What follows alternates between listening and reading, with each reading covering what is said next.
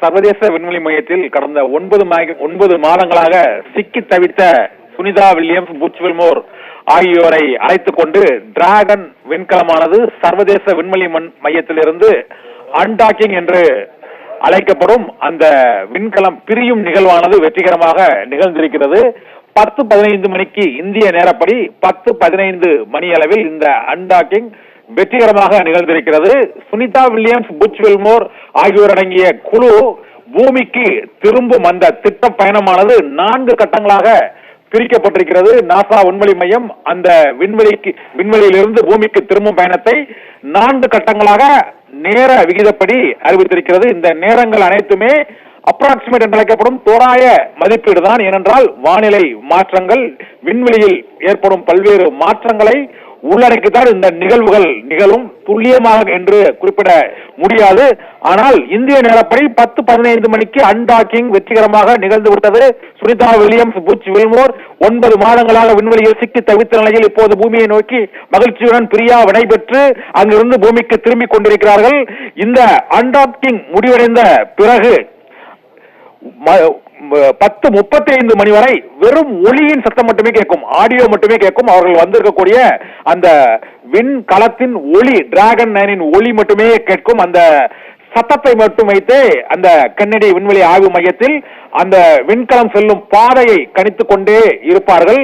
பூமிக்கு புறப்பட்டு விட்ட சுனிதா அந்த அன்டாக்கிங் முடிவடைந்து இப்பொழுது அந்த விண்வெளி பகுதிக்குள், பிரபஞ்சத்தின் விண்வெளி பகுதிக்குள் நுழைந்து பறந்து வந்து கொண்டிருக்கிறார்கள்.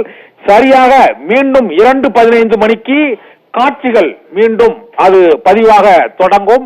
அந்த விண்வெளி பயணத்தின் லைவ் ரிலேயின் 3வது கட்டம் அந்த 2:15 மணிக்கு நடைபெறும்.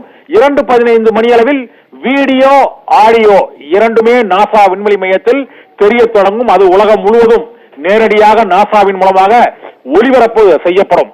அதன் பின்னர் அந்த விண்கலத்தின் பின்பகுதி டிஆர்பிட் பர்ன் ஆகும். அதாவது அந்த ஆர்பிட், அதாவது விண்வெளியில் இருந்து அந்த நமது மண்டலத்துக்குள், வான்மண்டலத்துக்குள் நுழையும் பொழுது அந்த விண்கலமானது எரிந்து அது பறந்து பிரிந்துவிடும். அதிலிருந்து பாராசூட் மூலமாக அந்த சுனிதா வில்லியம்ஸ், புச் வில்மோர் மற்றும் ரஷ்யா மற்றும் அமெரிக்காவின் நாசாவை சேர்ந்த மற்ற விஞ்ஞானிகள் அடங்கிய அந்த 4 பேர் கொண்ட குழுவானது பூமியை நோக்கி சிறிதாக வர தொடங்குவார்கள்.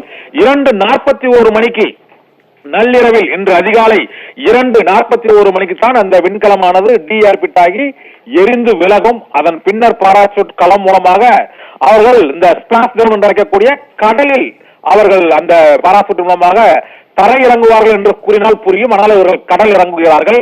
அது 3:27 மணிக்கு இந்திய நேரப்படி கடல் இறங்குவார்கள். சுனிதா வில்லியம்ஸ் அண்ட் புச் வில்மோர் ஆகியோர் 9 மாதங்களாக 270 நாட்கள் 8 நாட்களில் பூமிக்கு திரும்புவோம் என்று திட்டமிட்டு ஸ்டார்லைனர் விண்கலத்தில் பயணித்து மேலே சென்று அந்த ஸ்டார்லைனர் விண்கலத்தில், போயிங் ஸ்டார்லைனர் விண்கலத்தில் ஏற்பட்ட த்ரஸ்டர் பழுது, அந்த சுழர் விசை கருவி பழுதால் அங்கே சிக்கிக் கொண்டார்கள். சிக்கிக்கொண்ட சுனிதா வில்லியம்ஸும் புச் வில்மோரும் அதன் பின்னர் பூமிக்கு திரும்புவதில் பல்வேறு சிக்கல்கள், பல்வேறு சர்ச்சைகள், பல்வேறு கருத்துகள், ஆட்சி மாற்றங்கள் உள்ளிட்டவை ஏற்பட்டன.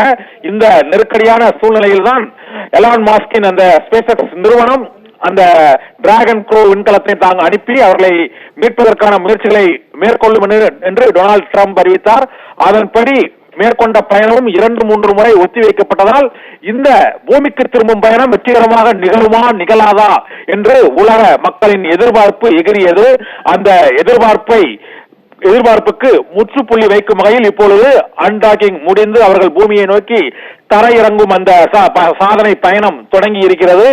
இது இன்று அதிகாலை நள்ளிரவு தாண்டி இன்று இரவுதான் அதிகாலை 3:27 மணிக்கு விண்கலம் கடல் இறங்கும் என அந்த நாசா விண்வெளி மையம் அறிவித்திருக்கிறது. அமெரிக்காவின் புளோரிடா அருகில் உள்ள கடல் பகுதியில் இந்த வெற்றிகரமான தரையிறக்கம் நிகழும் என்றும் அதன் பின்னர் சுனிதா வில்லியம்ஸும் புச் வில்மோரும் அவர்கள் மீட்கப்பட்டு அழைத்து வரப்படுவார்கள் என்றும் நாசா விண்வெளி மையம் அறிவித்திருக்கிறது. இந்த நேரலை ஒளிபரப்பானது இன்று நள்ளிரவு 2:41 மணியிலிருந்து வீடியோ, ஆடியோ பதிவுடன் அந்த 1 மணி நேர டிக் நிமிடங்கள் நாசாவின் மூலமாக நேரடியாக ஒளிபரப்பப்படும். சுனிதா வில்லியம்ஸும் புச் வில்மோரும் 9 மாதங்களுக்கு பிறகு 270 நாட்களுக்கு பிறகு பூமிக்கு பயணிக்கும் அந்த பயண நிகழ்வின் முதல் கட்டம் தொடங்கிவிட்டது.